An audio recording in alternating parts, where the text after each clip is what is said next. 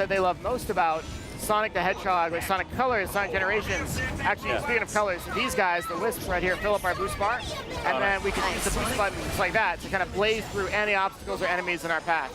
In the top right, you're going to see some of the characters jumping in, talking to us. The cast of characters are all there, so fans will hopefully like seeing them return. The game itself is actually, I'm kind of going really quickly, but I'll slow it down to show you guys. Yeah. I mean, take your time. Games, Plenty of time. You can go fast, but by jumping twice, I can do the homing attack there. Yeah. And I can also double jump just by doing the jump without moving too quickly. And then I'm going to go up here. All right, cool. So this game's storyline is a little bit different from most of the past Sonic games that we've released. In this game, Eggman has actually taken over the world. Oh. And it's up to Sonic, classic Sonic, and an original character that players will make to fight and take back the world. And that's kind of the key storyline of the game. Oh, okay, cool. So as I'm going through here, you're going to notice so we're switching to a side scrolling. Yeah, did you see that? Yeah. Seamless, nice. Exactly. It's a lot like Generations, a lot like Colors. And we're looking at, like, what did people really enjoy? What were the best moments for 3D Sonic? And that kind of led the team towards this new direction, which is take what they like, what they love, and don't be afraid to add in some new things, too. We have changed the physics for classic Sonic a little bit. We've changed some things for modern Sonic, and the custom character plays very differently, and I'll show you guys that in just a little bit here. There we go. I saw that rail grind. You like that? Back when Sonic Adventure 2 came out, I bought some soaps, and I would like try to grind down rails in my friend's yard. That was like the coolest moment when you were a kid. Is like, I grew up, with Sonic, and that's part of what the fun's been, with the Sonic social media and the Twitter account, is that we've taken that sass, right, that Sonic had in the 90s and tried to kind of bring that back a little bit. Yeah. You'll notice these games, they have that attitude for Sonic a little bit. Nice. So that's modern Sonic. That's one of the 3 gameplay styles. Next, we'll take a look at classic Sonic. Oh, okay. Yeah. In 2011, we made a game called Sonic Generations. It was like a celebration for the 20th anniversary. For classic Sonic, instead of showing the 2D side-scrolling that he normally goes through, we've actually got a boss fight here. Oh, okay. This is a reference to the original Green Hill Zone boss fight, where he had a wrecking ball. This time it's a little more dangerous. He's got a spinning saw blade. I'm going to try to dodge that. Let's see. A health bar and everything. There we go. Oh, nice. I love how vibrant all the colors are. It's really looks bright. amazing. Really bright. It's and the beautiful. music changes too, depending on who you're playing as. So modern Sonic has more traditional Sonic style. Classic Sonic has like a very retro throwback music. And then the hero just like the first game, he then has a second massive phase with giant drills and everything. It wouldn't be a boss fight without multiple phases, right? So now we got to jump here. Stop these blocks from hitting us in the face. There we go. We're going to bounce some of these back towards him. I saw Tails talking to him. So do we have like classic Tails and there's like the modern Tails and all that stuff too? No classic Tails in this one. Just classic Sonic making an appearance. Okay. And all the other characters will be what you expect from like the modern iterations of them. Tails is my favorite character, which is why I asked. I always want more Tails is a good character. Yeah. It's a good character. You're gonna like Mania when we get to that in a little bit, I think. Oh man, I'm excited. And so I'm gonna keep bouncing these things back towards Eggman. There we go. I gotta say, you're doing a great job playing and like talking at the same time. I always choke. It's not very hard. It's not very easy. This is what happens when you play like the demo 100 times before you come to E3 and you're like, all right, I can. You're looking away from the TV to like answer my question. Oh yeah, I could just like stare at you the entire time probably, and we'd be okay. All right, one more hit, and then I've got him, and we'll take a look at the custom character. He's gonna fling some more stuff here. So he's kind of like throwing parts of Green Hill Zone, little checkerboard chunks at us. There we go. Yeah, I love you can see the background has all that Green Hill. Yeah. Notice the dust in the desert. It's actually kind of like a desert Green Hill. It's because this Eggman has taken over the world. It's had some adverse effects on the environment. People may not know this. A lot of the viewers probably will know this, though, but the original story of Sonic was actually kind of this like nature versus technology thing going on. And so you'll notice some similarities within this game. Eggman's taken over. Here's what's happening to the world because of it. Wow. Okay, cool. All right, time for one more in Sonic Forces. That's the Avatar stage. Now, we've got this randomized. Oh. So, like, this is a custom character on the left there, and in the demo here at E3, it's randomized because we didn't want people to spend like an hour in line customizing, whatever character. But you can choose from one of 7 different animal types. Each animal type has its own special ability. Some might pull in rings. Some might have an extra ring when they get hit. Can I make one that looks just like me? Like just like you. That might be tough considering they're all generally animals. But you can maybe make a bird that looks kind of like you could do like a little flick thing in the front. Oh yeah. There you go. I never maybe try that. myself as like a bird person, but I could get behind that. You could totally do that. And you can accessorize it quite a bit within the game. As you clear the levels, you'll be unlocking different things to outfit and equip your character with. Oh, nice. And as with any game that has custom characters, of course, we had to put them in the cutscenes. So if you want to be really silly, you know, you can kind of do that. And here's the serious cutscene, and then here's your character walking in with this crazy accessories. Like, okay, sure, why not? You know.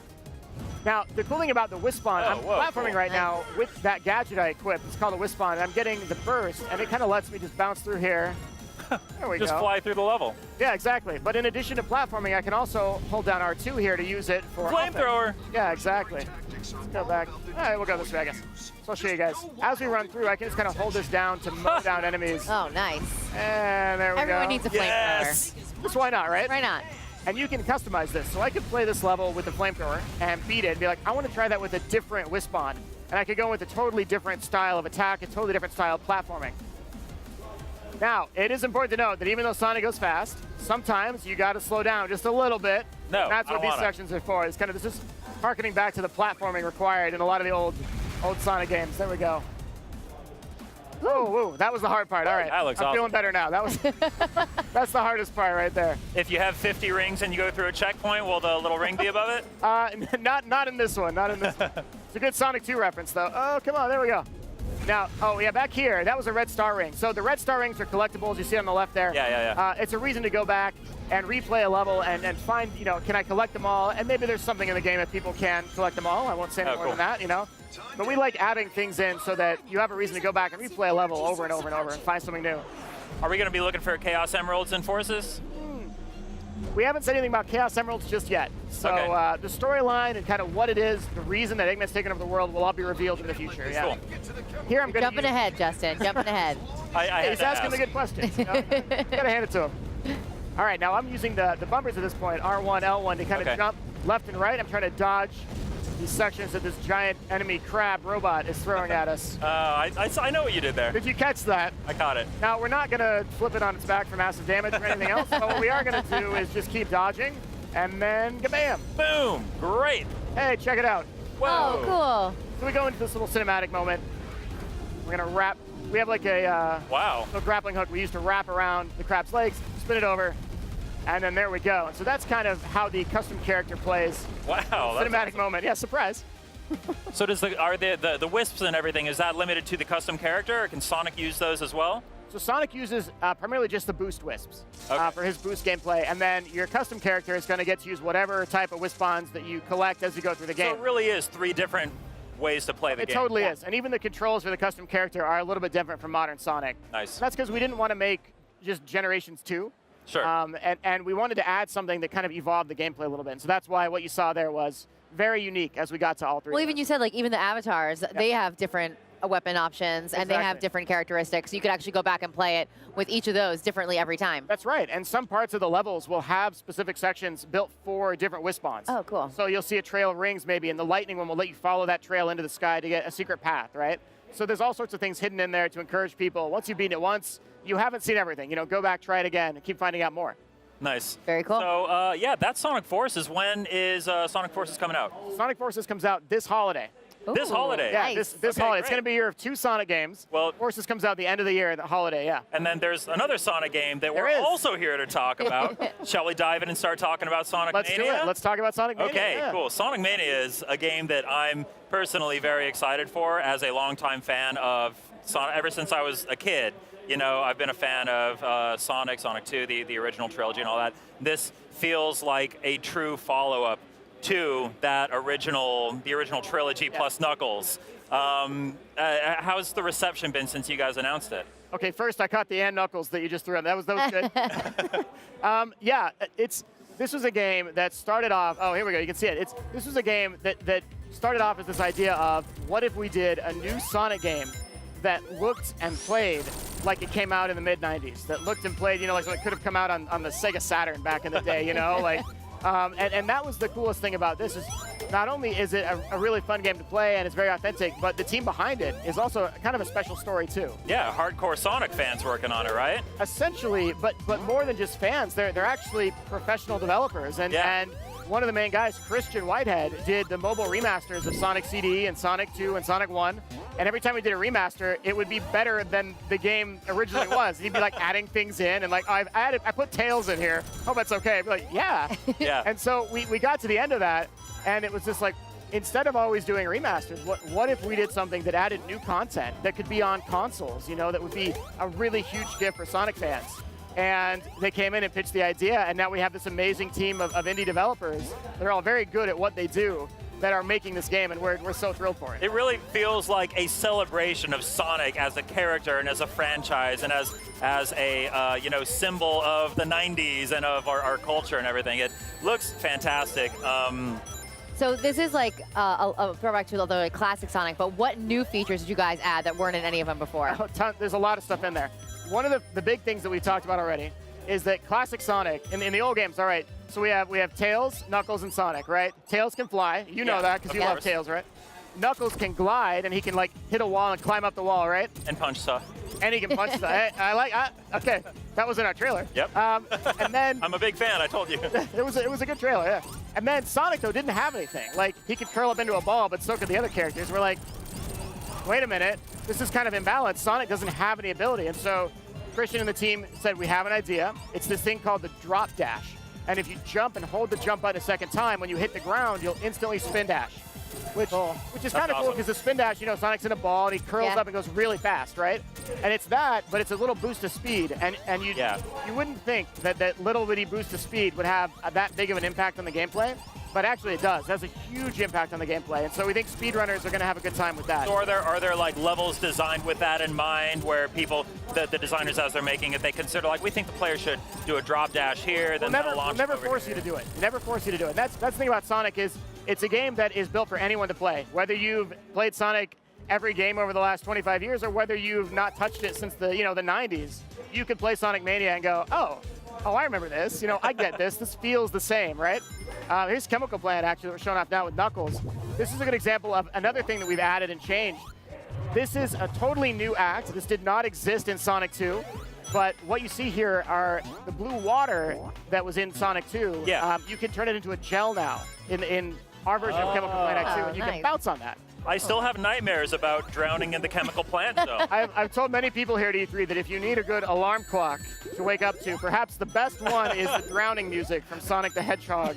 That's a good call. You will wake up screaming every morning. Oh my God, it's terrible. Yeah, the sound really is really important in this. I mean, it sounds exactly like it used to. Of course. Did you guys have to like remaster everything and then like, revamp all the tunes, or did you start fresh?